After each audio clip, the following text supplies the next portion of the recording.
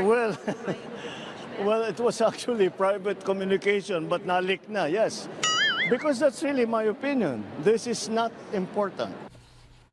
Alam ko meron nang gumagawa eh. Sino yon? Are you at liberty to divulge? Sinong gumagawa? Bayan. So marami hong mga instances, marami hong mga possibility na mangyari ho sa susunod or bukas makalawa sa ating bansa. Nakakatakot na ho ito kasi hindi na biro ito mga kabitaan dahil alam at nakita na ho natin kung ano nga ba ang talagang totoong layunin ng Speaker of the House sa ating bansa. Dadagan Balita News Update.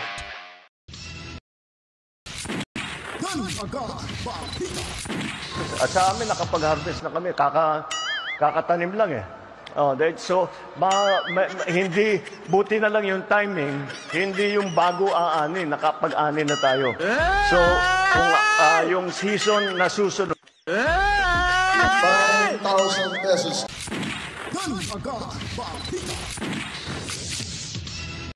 Alright, welcome back na naman ho mga kabitaan sa ating palatuntunan ngayon, ang Danagan Balita Reaction Video News Update.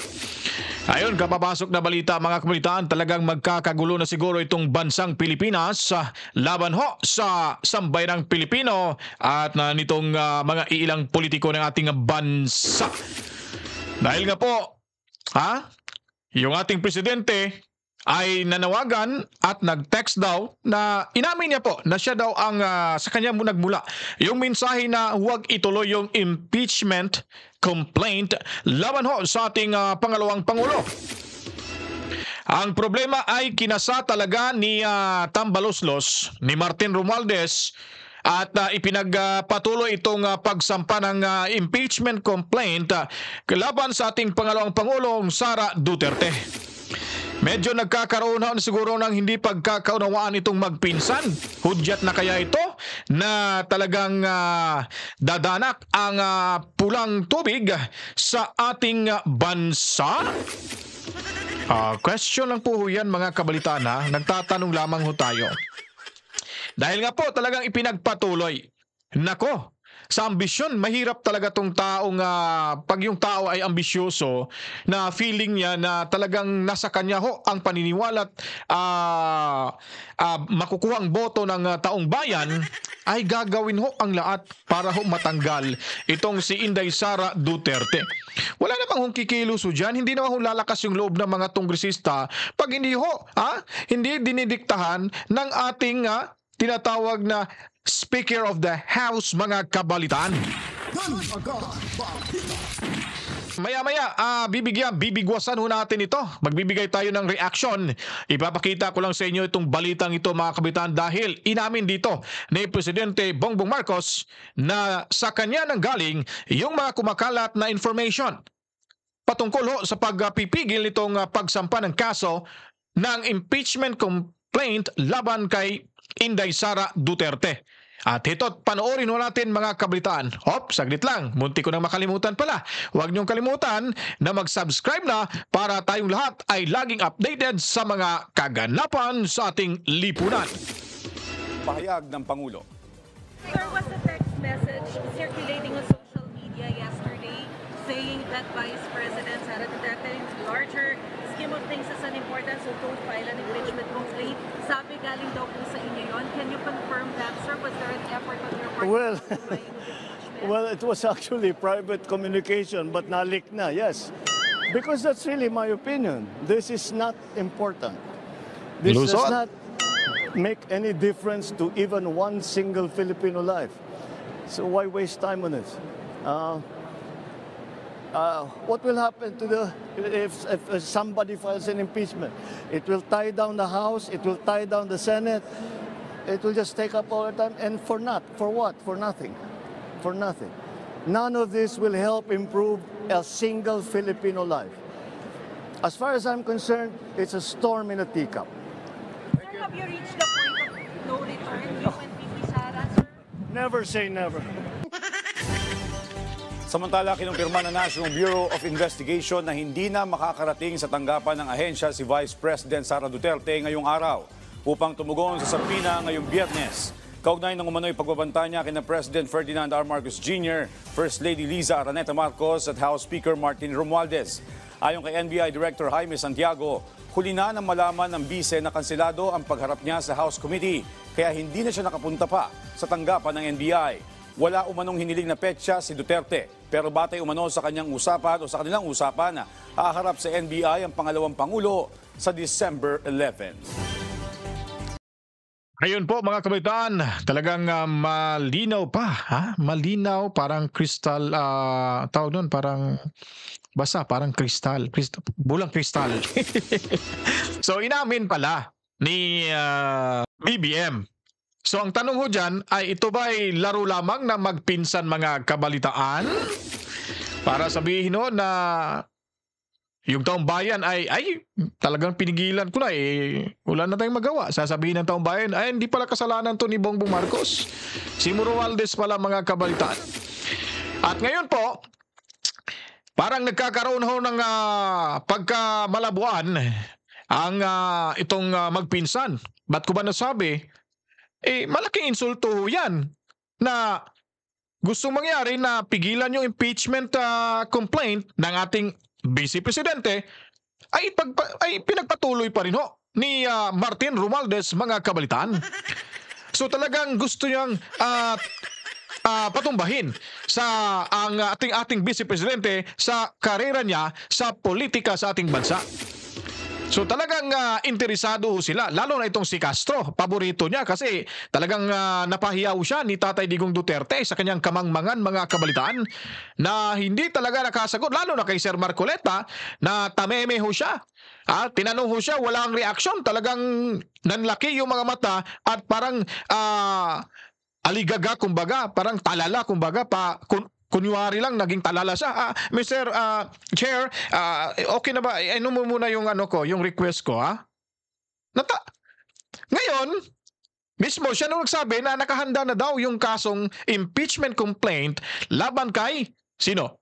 Ating Vice Presidente Sara Duterte. Ito po, panoorin ho natin itong balitang ito mga kabalitaan. Alam ko meron nang gumagawa Sino yon? Are you at liberty to divulge? Sinong gumagawa? Bayan. Eto, kung matatapos namin kasi maraming mga signatories, mga leaders, hindi lang sa under the Mga bayan, NPA pa. mga individual pa. So yun po, kinumpirma ho nila mga kabalitaan na tuloy daw yung impeachment complaint sa ating Vice Presidente. At ito ba'y hudyat ng magkakagulo na ang ating bansa? Kasi nga po, kung tutuusin mga kabalitaan, ay parang wala na hong respeto itong ating Speaker of the House sa ating Presidente dahil siya na nga ho ang nakikiusap nito na huwag nyo nang ituloy yan kasi wala namang silbi sa akin niya. Huwag na natin paaksayan ng panahon kasi nakakasira ng araw at hindi na tayo makakakilo sa ating mga trabaho. Dahil nga may 31 million votes siyang nakukuha sa sambayan ng Pilipino. Yun po yung sinasabi siguro ni PBBM. Ngayon ito namang si Romualdez, para bagang medyo nagkaroon ng siguro parang bumagting yung tenga. Ba't ba Mr. President? Ba't ba insan? Ano nangyari insan? Nakahanda na yung magpa-file ng case. Ready na. Stick to the plan tayo. Di po ho ba? Yun ang sinasabi ho natin. Anyari ba tumatras tayo?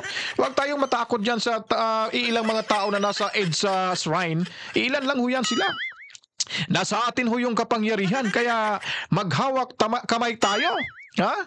Kapit bisig tayo para maitsapweran ho natin si Inday Sara Duterte. So parang ganun ho magiging conversation mga kabalitaan, di po ho ba? Parang kumbaga nilalaro na nila ngayon at binago na yung istorya ng teleserye ng ating politika sa bansa natin mga kabalitaan. Kasi nga hindi nakikinig itong si Martin Romualdez, he doesn't listen at pinagpatuloy niya po yung planong impeachment. Ito, narinig na natin na konfirmado, may nagpa-file na ho. Yung bayan muna yata yun. Akbayan ba yun? Bayan yata. Di po ba? Parang si Colmenares yata yung bayan muna. Di po ba? At saka yung abogada yata. Yung sa ICC na abogada dito sa Pilipinas mga kabalitaan. Kasama na ho yan si Castro. Tandaan niyo po si Castro, tatakbo ho yan ng senador, diretso niyo yan sa inidoro para siguradong flash. Ayon pa ho dito sa natanggap po nating information mga kabritan. Ito ay kukunin ho lamang natin kay Crisita Loretta Chu. Sabi niya pa dito mga kabritan, no, na BBM stuck his neck out to call of Sara impeachment. He confirmed na sa kanya galing. Tama, nakita na muna natin, di ba? Sa balita. At ang first scenario, si Martin Romualdez ay hindi nakikinig at ipinagpatuloy pa rin niya nito ang sinasabing impeachment laban sa ating Vice Presidente. So hindi na ho nirespeto ni Martin Romualdez ang naging desisyon at pakiusap ni Bongbong Marcos sa Kongreso, mga kabalitaan. Ngayon, ang tanong ba dyan, hindi ba kaya maliban sa supporter ni Sara Duterte na talagang lalaban hanggang kamatayan, baka sila dyan sa Malacanang nagkabatuhan na siguro yan? Ha? Hindi ba kaya nagkakagulo na yan na hindi lang nakikita ng taong bayan? So ang tanong mo dyan, sino po ba ang papakinggan ng mga militar at ng Philippine National Police, mga kabalitaan? Ang kanila bang papakinggan ay itong House Speaker or Speaker of the House o itong ating Presidente Bongbong Marcos?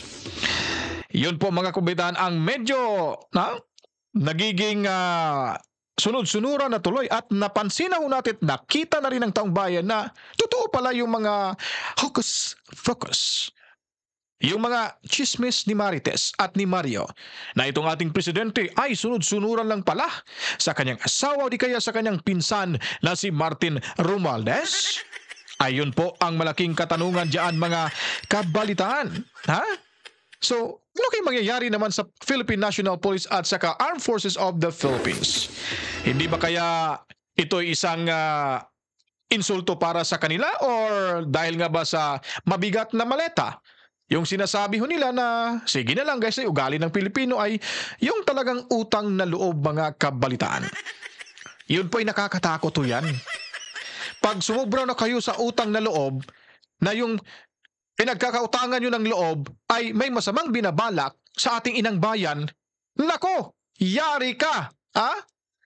Napakadelikado ho yan mga kabalitaan kasi ang makakalaban ho niyan ay ang taong bayan. Dahil tayo ang may karapatan na tugisin. Tayo ang gobyerno. May karapatan tayong mag-voice out, magsabi at humabol ho sa mga taong may ginagawang hindi maganda sa gawa ng gobyerno. At lalo na ho kung pag-uusapan yung agawan sa pwesto, korupsyon, nako, yari tayo dyan. At sabi pa dito, nga there will be a standoff period where Congress is caught between BBM and Martin Romualdez. Hindi ko isip ng husto kung ba't nagkakaganon ho. Imagine, presidente yung nakiusap sa Kongreso, tapos yung House Speaker, yung pinsan niya ay hindi pinakinggan yung ating presidente. Kaya pala nagkaka-buwisit-buwisit ho yung Kongreso ngayon. At nagka-letse-letse na ho. Itong mga naniniwala kay BBM na mga butante, dahil nga pala ay totoo yung mga sabi-sabi na kapit lang di umano itong ating presidente kay Lisa at nitong si Speaker Martin Romualdez. Yun po hindi natin mapapatunayan, pero pagbabasihan ho natin yung sitwasyon ngayon, nako, parang sinasabi na ho na totoo yun ang mga sabi-sabi. Yun ang nakakatakot, mga kabalitaan. So now, sinabi natin na parang Poncio Pilato yung Congress. Ngayon, siyempre maraming bumabatikos na mga netizen, tuloy ho natin to. Kasi nabasa na tayo, maligo na lang ho tayo, mga kabalitaan. Yun po yung kasabihan, mga kabalitaan. Kaya pakaabangan ho natin ito kung ano mga posibilidad na mangyari sa susunod na mga araw kung talagang isasampa nila ang impeachment complaint sa ating Vice Presidente Sara Duterte. Dahil marami na hong mga grupo, pribadong sektor mga individual, lalo na mga kabataan, mga mga nasa Mindanao ay nagbibigay na ng kanilang suporta sa ating Vice Presidente. Sana hindi ho magkaroon ng barilan, sana hindi ho mangyari yung dadanak yung pulang tubig sa ating bawat lugar sa ating bansa. Ay yun po ay hindi maganda. Kung magkakaisa ang bawat Pilipino, lalo na ho mga kabataan, itong kasundaluhan ho natin, ay may tsansa ho, may malaki ang pagkakataon or tsansa na mapalitan ho ang ating presidente ngayon. Pero kung hindi matutuloy itong impeachment complaint, baka makapag-isip-isip din ni ating taong bayan na hindi tayo gagawa ng hakbang dahil nga ay hindi nila tinuloy. So marami hong mga instances, marami hong mga possibility na mangyari ho sa susunod or bukas makalawa sa ating bansa. Nakakatakot na ho ito kasi hindi na biro ito mga kabitaan dahil alam at nakita na ho natin kung ano nga ba ang talagang totoong layunin ng Speaker of the House sa ating bansa. At may kaso pa nga daw di umano ito sa Amerika dahil sa limpak-limpak na salapi na talagang ibinulsa di umano ni Sir Martin Romualdez. Oy, totoo kaya ito? Yun ang malaking katanungan sa Bisaya pa. Mauna ang dakong pangutana nga nagtangag og dakong gante. Kaya kung nagustuhan nyo itong ating video presentation, abangan nyo po dahil marami pa po tayong ibibigay na komprehensibo, totoo na mga impormasyon na patungkol sa mga kaganapan sa takbo ng politika sa ating inang bayan. Kaya fasten your seatbelt, dito lamang ho kayo at abangan ho natin. Click the notification bell para ho kayo ma-notify kung ano pang mga latest update na i-upload ho natin sa bahay na ito. Sa muli, ako'y magpapasalamat sa inyong panunod. Mabuhay tayong lahat. Sana walang mangyaring masama sa ating bansa. At sa lahat ng mga supporters ni Inday Sara Duterte, sana may taong kusa na lang bababa para hindi na ho dadanak sa ating inang bayan. To God be the glory. Mwah, mwah. Chip, chip. Be out.